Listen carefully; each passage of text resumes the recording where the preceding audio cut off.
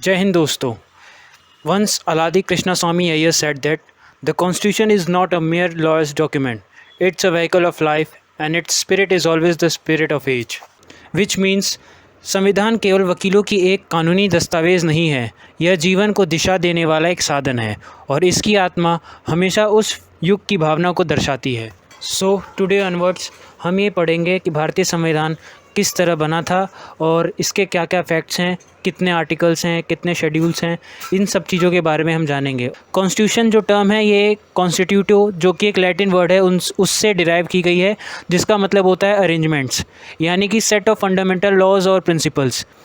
यानी कि एक ऐसी बुक होती है जिसमें हम कुछ फंडामेंटल लॉज लिखते हैं कि हमारा जो देश है या जो भी इंस्टीट्यूट है वो किस तरह रन करेगा। ये बताता है कि जो हमारी गवर्नमेंट इंस्टीट्यूशंस होंगे इसका क्या स्ट्रक्चर होगा, क्या पावर्स होंगी और इसकी क्या ड्यूटीज़ होगी। इसका सबसे पहली बार इस्तेमाल रोम में किया गया था, रोमन एम्पायर के द्वारा कॉन्स्टिट्यूशन वर्ड का। अब कुछ हिस्टोरिकल फैक्ट्स भी हैं कॉन्स्टिट्यूशन के ऊपर, जैसे कि फर्स्ट टाइम कॉन्स्टिट्यूशन आइडियाज़ जो था ये ग्रीस और रोम में देखा गया था और पहला रिटन कॉन्स्टिट्यूशन हमें इंग्लैंड में देखने को मिलता है जिसे मैग्ना कार्टा के नाम से जाना जाता है। हमारे कॉन्स्टिट्यूशन में भी एक ऐसा पार्ट है जिसे कहा जाता है कि हमारे भारतीय संविधान का वो मैग्ना कार्टा है।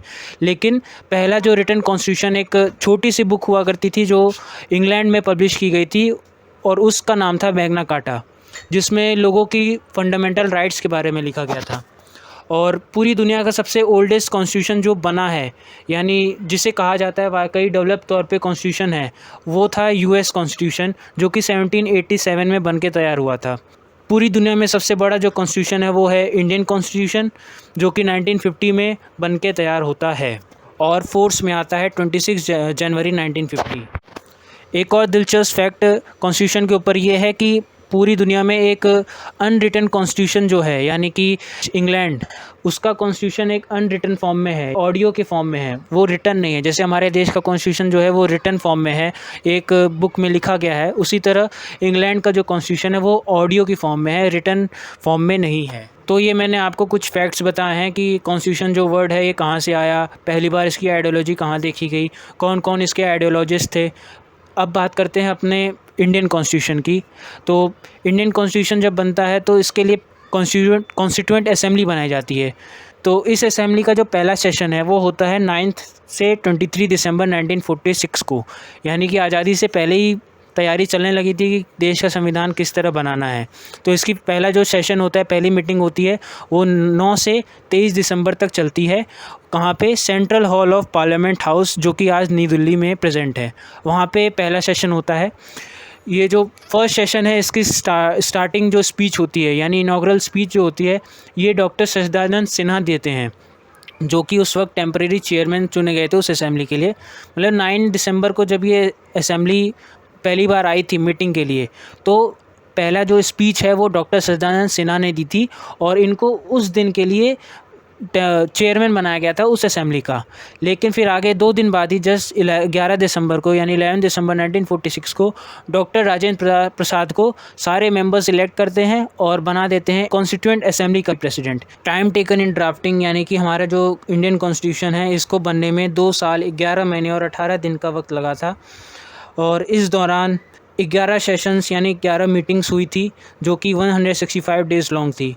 और इन 165 डेज़ में 114 डेज़ हमने ड्राफ्ट बनाने में कि हमारा कॉन्स्टिट्यूशन में कौन से आर्टिकल्स होंगे, इन सब के ऊपर मतलब बहस में हमने ये 114 दिन खर्च किए। उसके बाद पहले जब असेंबली बनी थी, कॉन्स्टिट्यूशन असेंबली जब बनी थी, तब उसमें टोटल 389 मेंबर्स थे। 389 मेंबर्स में 292 जो मेंबर्स थे वो प्रोविज़नल लेजिस्लेटिव असेंबली से, यानी कि उस वक्त स्टेट नहीं हुआ करते थे, लेजिस्लेटिव असेंबली हुआ करती थी, वहाँ के मेंबर्स इलेक्ट होके आए थे। और जो 93 मेंबर्स थे वो प्रिंसली स्टेट से आते थे, उनके रिप्रेजेंटेटिव थे। प्रिंसली स्टेट का मतलब कि ऐसे बहुत सारी जगहें थी जहाँ पे अंग्रेज़ों ने डायरेक्ट रूल नहीं किया इंडिया के अंदर, जैसे हैदराबाद हो गया या जूनागढ़ हो गया, इन सबको प्रिंसली स्टेट में गिना जाता है। इसमें क्या होता है कि वहाँ के राजा ही रूल करते हैं, सब चीज़ वही संभालते हैं, बस जो फॉरेन पॉलिसीज़ और जो सिक्योरिटी के जो भी वो थे, वो सब चीज़ें अंग्रेज़ संभाला करते थे और उनसे टैक्स लिया करते थे। एक तरीके से उनकी पपेट गवर्नमेंट वहाँ बैठा के वो लोग रखते थे। तो ये 93 जो मेंबर्स थे ये इन प्रिंसली स्टेट से बिलोंग करते हैं, और बाकी जो 4 मेंबर्स थे वो रिप्रेजेंटेटिव थे कमिश्नर्स प्रोविंस के। कमिश्नर प्रोविंस क्या होता है कि उस समय अंग्रेज़ों ने कुछ ऐसे इलाके हैं जैसे कि अजमेर हो गया या बॉम्बे हो गया, इनके चारों तरफ वो रूल नहीं करते थे। मतलब अजमेर के अगल बगल के शहर रूल नहीं करते थे, पूरा स्टेट रूल नहीं करते थे, बस अजमेर जो शहर है उसी पे रूल किया करते थे। तो वहाँ पे वो अपना एक कमिश्नर बैठा के रखते थे। तो वहाँ के जो 4 हमारे कमिश्नर प्रोविंसेस थे, वहाँ से कुछ मेंबर्स इलेक्ट होके आते हैं। तो टोटल 389 मेंबर्स जो थे हमारी कॉन्स्टिट्यूशन असेंबली में थे।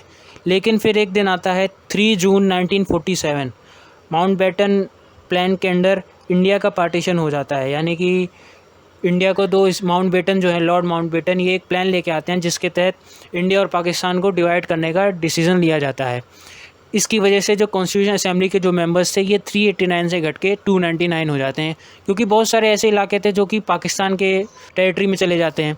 तो वहाँ के जो मेंबर्स जैसे उस टाइम चुन के आए थे, पहले जब पाकिस्तान का डिवीज़न होता है तो वो मेंबर्स पाकिस्तान की साइड चले जाते हैं, इसीलिए जो नंबर है वो 389 से 299 आके गिर जाता है। फिर इसके बाद बात करते हैं 29 अगस्त 1947 को डॉक्टर B.R. अम्बेडकर की लीडरशिप में एक ड्राफ्टिंग कमेटी बनाई जाती है। एक ऐसी कमेटी बनाई जाती है जो कि कॉन्स्टिट्यूशन कैसा बनेगा, जो कॉन्स्टिट्यूशन का ड्राफ्ट तैयार करेगी, इसमें कौन कौन से रूल होंगे, दूसरे देशों के कॉन्स्टिट्यूशन से पढ़ के एक ड्राफ्ट तैयार किया जाए और फिर उस आर्टिकल्स या उन नियमों को अपने देश के हिसाब से चेंज किया जाए। तो ये जिम्मेदारी दी जाती है डॉक्टर भीमराव अम्बेडकर को, और B.N. राव को कॉन्स्टिट्यूशन असेंबली का एक एडवाइज़र बना दिया जाता है। तो इतनी जद्दोजहद के बाद 26 नवंबर 1949 को हमारा जो कॉन्स्टिट्यूशन है वो बन के तैयार होता है, और उसको उस दिन अडॉप्ट कर लिया जाता है सारे मेंबर्स के द्वारा।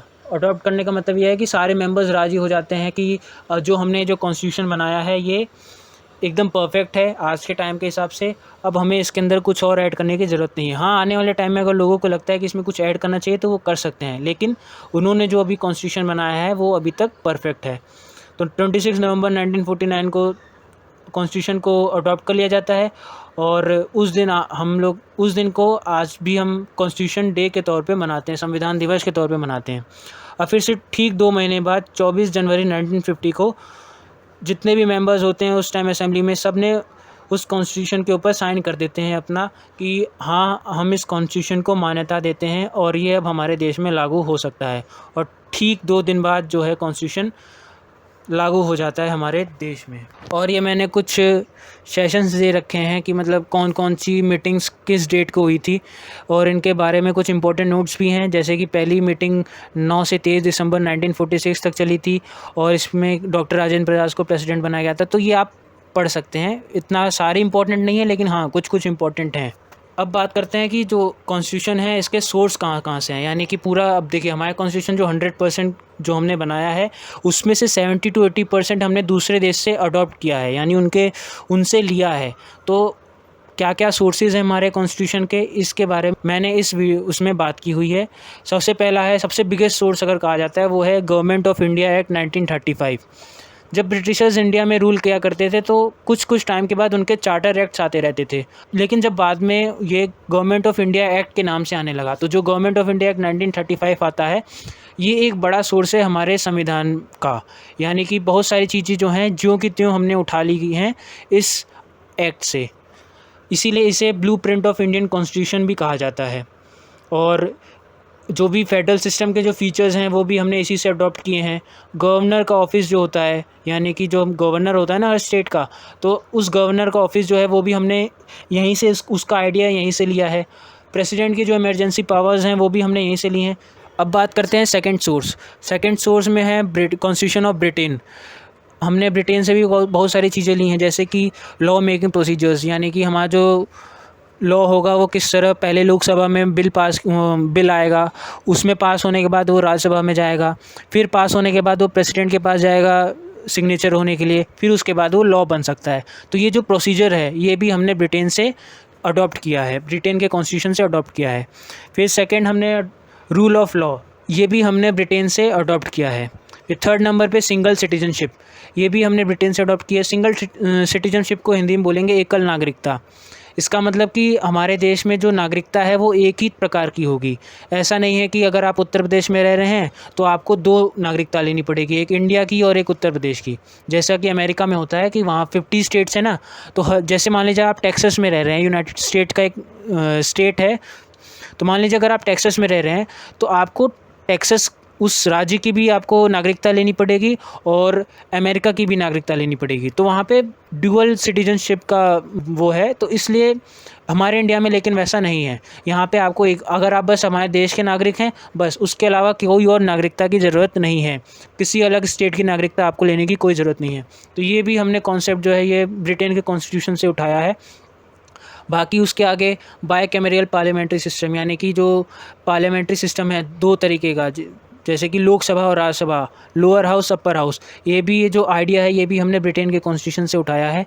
और लास्ट ये है office of CAG. Office of CAG मतलब चीफ अटॉर्नी जनरल का जो ऑफिस है, ये भी हमने ब्रिटेन के कॉन्स्टिट्यूशन से लिया है। चीफ अटॉर्नी जनरल मतलब मान लीजिए अगर आप आगे चल के गवर्नमेंट के ख़िलाफ़ कोई केस करते हैं, इंडिया की गवर्नमेंट के ख़िलाफ़ कोई केस करते हैं, तो जो गवर्नमेंट की तरफ से जो वकील होगा, जो केस लड़ने आएगा, तो उसे कहा जाता है चीफ अटॉर्नी जनरल। तो ये जो है ये पोस्ट भी हमने ब्रिटेन से ली, ब्रिटेन के कॉन्स्टिट्यूशन से ली है। और जितने भी गवर्नमेंट को जो सुझाव देने होते हैं, संवैधानिक तौर पे जो सुझाव देने होते हैं, ये सब काम किसका होता है? ऑफिस ऑफ कैग का ही, चीफ अटॉर्नी जनरल का ही काम होता है। अब बात करते हैं यूएसए के कॉन्स्टिट्यूशन से हमने क्या क्या अडॉप्ट किया है। जुडिशरी सिस्टम की इंडिपेंडेंस, यानी कि हमारा जो जुडिशरी सिस्टम होगा, न्यायिक संस्था जो होगी, ये इंडिपेंडेंट होगी, किसी गवर्नमेंट के कंट्रोल में नहीं आएगी, इंडिपेंडेंटली अपना जो है ऑर्डर्स पास करेगी, अपनी जजमेंट सुनाएगी। दूसरा है जुडिशियल रिव्यू। जुडिशियल रिव्यू का मतलब है कि मान लीजिए सुप्रीम कोर्ट ने कोई जजमेंट सुनाता है, आगे चल के उसे लगता है कि नहीं, ये जो हमने न्याय सुनाया है ये गलत है, इसको एक बार फिर से हमें चेंज करना पड़ेगा या सही करना पड़ेगा, तो ये भी अलाउड है। तो ये आइडिया भी हमने जो है यूएसए के कॉन्स्टिट्यूशन से उठाया है। इसके बाद आता है फंडामेंटल राइट्स। फंडामेंटल राइट जो हर एक नागरिक का हक है हमारे देश में, ये भी हमने यूएसए से लिया है। फिर है रिमूवल ऑफ सुप्रीम कोर्ट और हाई कोर्ट जजेस, यानी कि सुप्रीम कोर्ट और हाई कोर्ट के जजेस को किस तरह अपनी पोस्ट से हटाना है, उनका भी जो है रिमूवल हमने यूएसए के कॉन्स्टिट्यूशन से अडॉप्ट किया है। जैसे कि मतलब कैसे कर सकता है ये सुप्रीम कोर्ट और हाई कोर्ट का जज रिज़ाइन या कोई, उससे अपना रेजिग्नेशन लेटर जो है प्रेसिडेंट को देना होता है। तो ये आइडिया भी हमने यूएसए के कॉन्स्टिट्यूशन से ही लिया है। बाकी प्रेसिडेंट का जो पोस्ट है, वाइस प्रेसिडेंट की पोस्ट है, और जो प्रीएम्बल है, ये भी हमने यूएसए के कॉन्स्टिट्यूशन से ली है। प्रीएम्बल का मतलब वो आप जब छोटे थे तो पढ़ते होंगे, एनसीईआरटी की बुक के फ्रंट पेज पे पहले लिखा रहता था, we the people of India, ये जो है ऐसे स्टेटमेंट लिखी रहती थी। तो ये जो है ये इसे ही कहा जाता है प्रीएम्बल। तो ये जो प्रीएम्बल है एक तरीके से कॉन्स्टिट्यूशन का एक ओवरव्यू होता है। जैसे कि अब जब आप कोई भी बुक पढ़ते हैं तो एक समरी टाइप होती है ना, उसी तरह जो प्रीएम्बल है ये हमारे जो कॉन्स्टिट्यूशन है उसका एक सार है। अब बात करते हैं कनाडा के कॉन्स्टिट्यूशन से हमने क्या क्या लिया है। ये है federation with a strong centre, यानी कि हमारे देश में एक सेंट्रल गवर्नमेंट होती है और एक स्टेट गवर्नमेंट होती है। तो ये कहता है कि हमारे देश में सेंट्रल गवर्नमेंट जो है वो ज़्यादा स्ट्रॉन्ग होगी स्टेट गवर्नमेंट से। दूसरी है residuary power to the centre, यानी कि हमने जो रेसिड्यूरी पावर है ये सेंटर को दे रखी है। इसका मतलब 3 तरीके की लिस्ट होती है, एक होती है स्टेट लिस्ट, एक यूनियन लिस्ट और एक कॉन्करेंट लिस्ट। इसके अंदर जैसे टॉपिक्स आते हैं, जैसे मान लीजिए यूनियन लिस्ट के अंदर ऐसे टॉपिक आते हैं जो पूरे देश में लागू होते हैं। जैसे मान लो डिफेंस, अब हर राज्य तो अपना अलग अलग डिफेंस करेगा नहीं, ये नहीं करेगा कि उत्तर प्रदेश अलग से नेपाल के ख़िलाफ़ अपनी फोर्स खड़ी कर रहा है, बिहार अलग से किसी दूसरे कंट्री के खिलाफ अपनी डिफेंस कर रहा है, नहीं। तो ये पूरे देश का वो है। तो जो डिफेंस टॉपिक है इसके ऊपर जो लॉज बनाने होंगे, जो भी डिसीजंस होंगे, ये यूनियन लिस्ट के अंदर आते हैं और इसके ऊपर डिसीजंस ले सकता है सिर्फ यूनियन। वहीं अगर स्टेट लिस्ट की बात की जाए तो इसमें राज्य अपने अपने हिसाब से, अपने अपने सब्जेक्ट के हिसाब से अपना अपना रूल बना सकता है। जैसे कि स्टेट लिस्ट के अंदर आती हैं पुलिस, हर राज्य की अपनी अलग अलग पुलिस होती है, तो उस हिसाब से वो अपने लॉज खुद बना सकता है। वहीं अगर थर्ड लिस्ट की बात करें तो वो होती है कॉन्करेंट लिस्ट। कॉन्करेंट लिस्ट में क्या होता है कि कुछ ऐसे टॉपिक्स होते हैं जो देश में पूरे देश में भी लागू होते हैं और एक स्पेसिफिक राज्य में भी लागू होते हैं। जैसे मैरिज के ऊपर कोई लॉ बनाना है तो ये सेंट्रल गवर्नमेंट भी इसके ऊपर डिसीजन ले सकती है और स्टेट गवर्नमेंट भी। लेकिन इसमें मान लीजिए स्टेट गवर्नमेंट ने कोई रूल बनाया, सेंट्रल ने कोई रूल बनाया और दोनों रूल जो हैं आपस में कंट्राडिक्ट हो रहे हैं, तो किसका रूल माना जाएगा? तो ये इसे कहा जाता है रेसिड्यूरी पावर। ये भी हमने सेंटर को दिया है कि सेंटर जो रूल बना दिया वही माना जाएगा। थर्ड है सुप्रीम कोर्ट का एडवाइजरी जुरिडिक्शन। अब आयरलैंड के कॉन्स्टिट्यूशन से हमने DPSP ले रखा है, directive principle of state policy. इसका मतलब होता है कि जो हमारा एक स्टेट है वो किस तरह चलेगा। ये अलग से एक चैप्टर है हमारे कॉन्स्टिट्यूशन में, इसके बारे में आगे नेक्स्ट वीडियोस में जानेंगे, directive principle of state policy. Next है कि प्रेसिडेंट का इलेक्शन किस तरह होगा, ये मेथड भी हमने आयरलैंड से लिया है। थर्ड नंबर पर है राज्यसभा, और राज्यसभा में कुछ मेंबर्स होते हैं 12 मेंबर्स होते हैं जिनको नॉमिनेट करता है प्रेसिडेंट खुद। इनका इलेक्शन नहीं होता है, ये नॉमिनेशन के थ्रू आते हैं। तो ये आइडिया भी हमने आयरलैंड के कॉन्स्टिट्यूशन से लिया है। वैसे ये 12 मेंबर्स किसी भी बिल के ऊपर वोट नहीं दे सकते, बस ये वहाँ पर होते हैं अपने विचार रखने के लिए और दूसरों के विचार जानने के लिए। तो ये जो नॉमिनेशन है ये भी इसका भी आइडिया हमने आयरलैंड के कॉन्स्टिट्यूशन से लिया है। अब ऑस्ट्रेलिया के कॉन्स्टिट्यूशन से हमने क्या लिया है? कॉन्करेंट लिस्ट, जो मैंने अभी आपको थोड़ी देर पहले बताया। तो ये तो तीसरी लिस्ट होती है कॉन्करेंट लिस्ट, जिस पे स्टेट और यूनियन दोनों अपने अपने हिसाब से नियम बना सकते हैं, लॉज बना सकते हैं, उनके ऊपर डिसीजंस ले सकते हैं। ये लिस्ट भी हमने जो है ऑस्ट्रेलिया के कॉन्स्टिट्यूशन से ही अडॉप्ट की है। फिर सेकंड नंबर पे ट्रेड और कॉमर्स प्रोविजंस जो रूल्स हैं, ये भी हमने ऑस्ट्रेलिया के कॉन्स्टिट्यूशन से लिए हैं। साउथ अफ्रीका के कॉन्स्टिट्यूशन से हमने लिया है amendment with 2/3 majority in the parliament. इसका मतलब कुछ ऐसे इंपॉर्टेंट टॉपिक्स होते हैं जिनके ऊपर हमें 2/3 मेजॉरिटी चाहिए होती है पार्लियामेंट की। यानी कोई अगर बिल आया, इंपॉर्टेंट बिल है, तो उसके ऊपर आपको जितने भी टोटल मेंबर्स होंगे वहाँ पे, उसमें से 2/3 मेंबर्स उस बिल के पक्ष में होने चाहिए, तभी वो बिल पास हो सकता है। ये कुछ ऐसे इंपॉर्टेंट होते हैं जैसे आर्टिकल 370, ये इन सब इंपॉर्टेंट टॉपिक्स के अंदर आता है, इसलिए इन सब के ऊपर 2/3 मेजॉरिटी चाहिए होती है। तो ये जो आइडिया है ये भी साउथ अफ्रीका के कॉन्स्टिट्यूशन से हमने लिया है। सेकंड नंबर पे है राज्यसभा के जो मेंबर्स हैं इनका इलेक्शन किस तरीके से होगा, ये भी हमने साउथ अफ्रीका के कॉन्स्टिट्यूशन से अडॉप्ट किया है। अब बात करते हैं फ्रांस के कॉन्स्टिट्यूशन से हमने क्या लिया है। रिपब्लिकन सिस्टम का आइडिया भी हमने फ्रांस के कॉन्स्टिट्यूशन से लिया है। इसका मतलब जो हमारा जो देश है वो एक रिपब्लिक कंट्री है, यहाँ पे जो भी रूलर होगा वो इलेक्ट होके आएगा, ना कि ऐसा होगा कि उसका लड़का आगे चल के रूलर बनेगा, ऐसा कुछ नहीं है, सब इलेक्ट होके आएंगे। सेकंड नंबर पे बात करें तो लिबर्टी, इक्वलिटी और फ्रेटर्निटी का जो प्रिंसिपल है ये भी हमने फ्रांस के कॉन्स्टिट्यूशन से अडॉप्ट किया है। वैसे जो लिबर्टी, इक्वलिटी और फ्रेटर्निटी का जो आइडिया है ये पहली बार फ्रांस में फ्रेंच रेवोल्यूशन के टाइम देखा गया था। अब बात करते हैं USSR के कॉन्स्टिट्यूशन से हमने क्या अडॉप्ट किया है। जैसे फंडामेंटल ड्यूटीज़ जो हैं, जो 10 फंडामेंटल ड्यूटीज़ हमारे कॉन्स्टिट्यूशन में लिखी हैं जो कि हर एक नागरिक को फॉलो करनी चाहिए। जैसे कुछ ड्यूटीज़ होती है, जैसे हमें कॉन्स्टिट्यूशन ने कुछ राइट्स दिए हैं तो कुछ ड्यूटीज़ भी दी है, तो ये ड्यूटीज़ जो हैं ये भी हमने USSR के कॉन्स्टिट्यूशन से अडॉप्ट की हैं। सेकंड नंबर पे है ideals of justice in preamble, यानी कि प्रीएम्बल के अंदर जो वर्ड जस्टिस का है ये भी हमने USSR के कॉन्स्टिट्यूशन से अडॉप्ट किया है। लास्ट में यही कहना चाहूँगा, थैंक यू।